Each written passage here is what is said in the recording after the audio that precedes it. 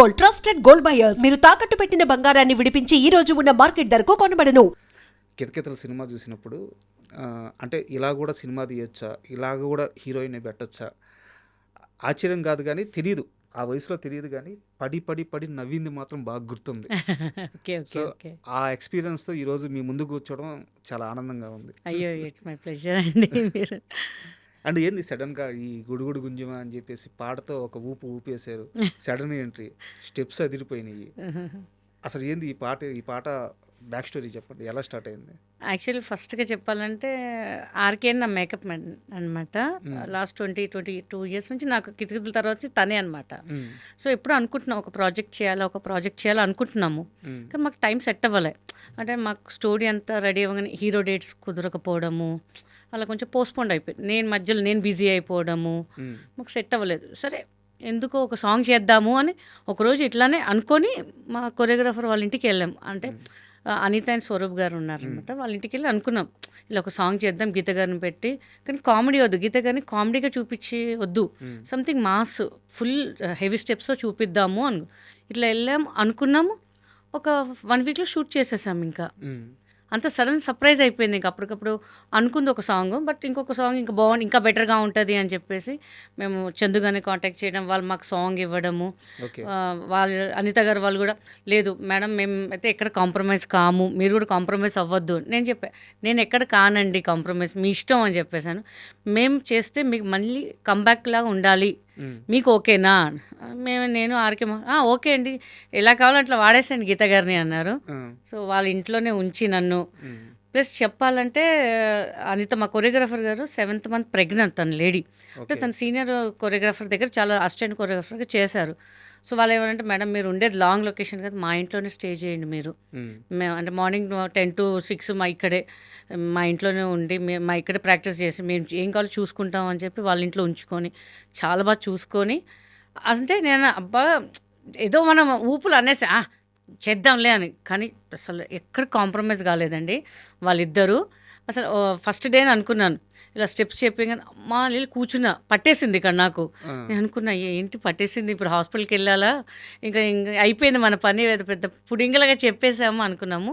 But చాలా బాగా చూసుకొని చాలా బాగా చేయించారు ఇంకా నాకు. సో ఆ అవుట్పుట్టే ఇవాళ మా గుడుగుడు గుంచమా అండి. అసలు చాలా హార్డ్ వర్క్ అయితే చేశాము. ఈ హార్డ్ వర్క్కి పెద్ద ఇన్స్పిరేషన్ ఏంటంటే చిరంజీవి గారు అండి.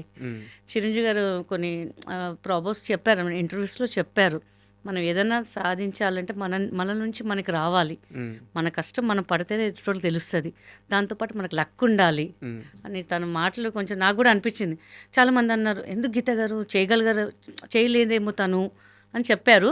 బట్ నేను ఒక ఛాలెంజ్గా తీసుకొని చేసేసాను. ఇంకా అంటే చాలా పర్సనల్ సోర్స్ నుంచి తెలిసింది, లైఫ్లో సెకండ్ ఇన్నింగ్స్ ఎలా స్టార్ట్ చేద్దామో తెలియక బట్ స్టార్ట్ చేయాలి అని ఒక గట్టి నిర్ణయం ఉన్నప్పుడు చిరంజీవి గారు ఒక వీడియోలో మాట్లాడిన 4 మాటలు మళ్ళీ మిమ్మల్ని రీఛార్జ్ చేసినాయి అని చెప్పేసి, ఆ మాటలు వచ్చేసి ఇక్కడ ఎవరి దారి ఎవరు వేరు, మన దారి మనమే వేసుకోవాలి, మన కష్టం మనమే పడాలి, మన రాత మనమే రాసుకోవాలి, ఇవేవి ఫేటు అదృష్టం ఇవేవి నేను నమ్మను అని చెప్పి చిరంజీవి గారు ఒక వేదిక మీద మాట్లాడిన 4 మాటల వల్ల మళ్ళీ మీరు కొంచెం పర్సనల్గా ఇబ్బందుల్లో ఉన్నారు, దానన్నింటినీ దాటి మళ్ళీ ముందుకొచ్చి కెరీర్ మీద ఫోకస్ చేశారని తెలిసింది. అవునండి.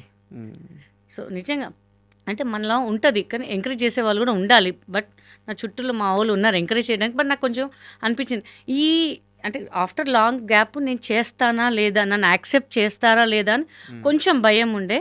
కానీ మా వాళ్ళందరికీ, మా టీం వాళ్ళందరికీ చాలా కాన్ఫిడెంట్ పెట్టారు నా మీద. ఆ ఎఫర్ట్ మీరు పెట్టండి, మేము ఉన్నాం కదా, పోతాయి డబ్బులు, దాంట్లో ఏముంది, మీరు చెయ్యండి అని ఎంకరేజ్మెంట్ ఇచ్చారు. సో నేను చేసేసానండి ఇంకా అంతే. అండ్ పాట రిలీజ్ అయిన తర్వాత ఇప్పుడు కింద నేను ఇంటర్వ్యూకి వచ్చే ముందు కింద కామెంట్స్ అన్నీ చదివాను. యాక్చువల్గా సోషల్ మీడియా అంటే 10 నెగిటివ్ కామెంట్లు, 1 పాజిటివ్ కామెంటే ఉంటుంది. ఈ రోజుల్లో సింగిల్ నెగిటివ్ కామెంట్ లేదు.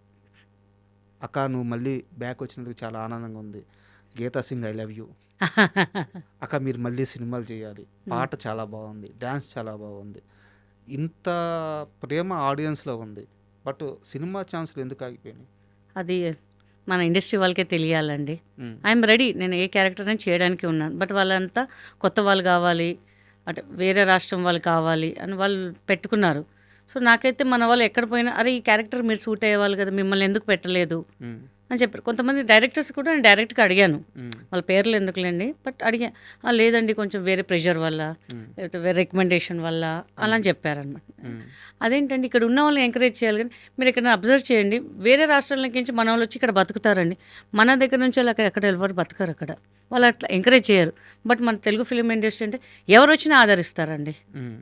నాకు కొంచెం అనిపిస్తుంది, బాధ అనిపిస్తుంది, ఏంది మన ఇంత టాలెంట్ పెట్టుకొని ఏదైనా చిన్న సినిమా అండి, బడ్జెట్ లేదండి, కానీ వాళ్ళు వేరే దగ్గర నుంచి అయితే తీసుకొచ్చి వాళ్ళ పెద్ద పెద్ద హోటల్స్లో పెడతారు, స్టాఫ్ని చూస్తారు, వాళ్ళ రెమ్యునేషన్స్ ఎక్కువ ఇస్తారు, మళ్ళీ ఎందుకో మనకి కిందగా చూస్తారు మన సైడ్ మన వాళ్ళు. అది కొంచెం బాధ అనిపిస్తుంటుంది. ఇంకా గీతా సింగ్ రెమ్యునరేషన్ ఏమైనా చాలా ఎక్కువ?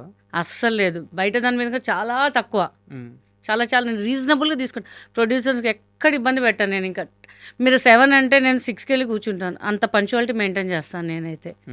ఈ ఇంటర్వ్యూ వచ్చే ముందు కూడా సార్ ఒక టైం చెప్పారు, దానికన్నా ముందు వస్తానండి, ఇక్కడ కాదంటే కొంచెం మెల్లగా రండి మేడం అని చెప్పారు. ఎందుకంటే మన కోసం ఎవరు వెయిట్ చేయొద్దండి, అది నా పాలసీ. బట్ ఇండస్ట్రీ ఓకే వస్తుంది, నాకు ఒక టైం వస్తుంది, మళ్ళీ నాకు పిలుస్తారు.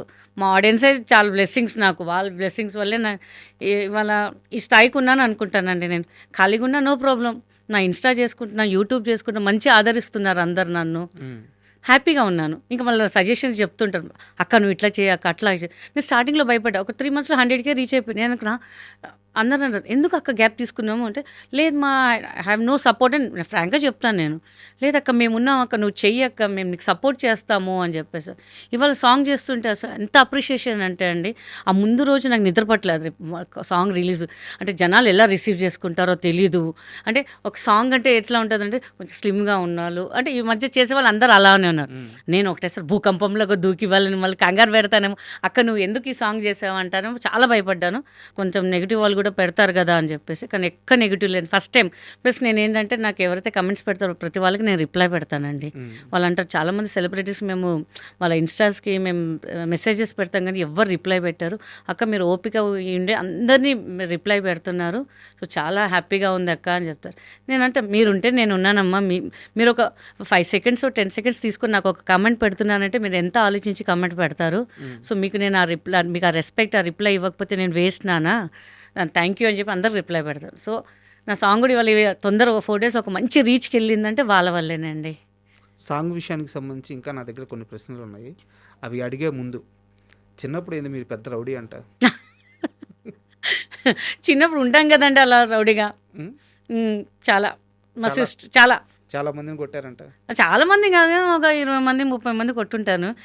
పెద్ద ఇష్యూ ఏం కాదు. మా చెల్లెలు వాళ్ళని పిల్లలు ఉంటారు కదా కొంచెం పెద్దవాళ్ళు చిన్నవాళ్ళు, ఏదైనా జుట్టు లాగడము, సైకిల్ పడేయడము, తిట్టడము, మనం వెళ్ళి రౌడీజం చూపించేవాళ్ళము. మా ఏరియాలో ఎవరికేం ప్రాబ్లం ఉంది నా దగ్గరకు వచ్చేవాళ్ళు అనమాట. సో అలా రౌడీజం చేసేది, అంటే కరాటే నేర్చుకుని చూపించేదాన్ని వాళ్ళ ముందు, ఏంట్రా ఏంటి సంగతి నీకు అని చెప్పేసి అలా రౌడీజం చేసేదాన్ని. బట్ ఇప్పుడు కామ్ అయిపోయా. పోలీస్ అవ్వాలనుకున్న గీతా సింగ్ యాక్టర్ ఎందుకు అయ్యారు?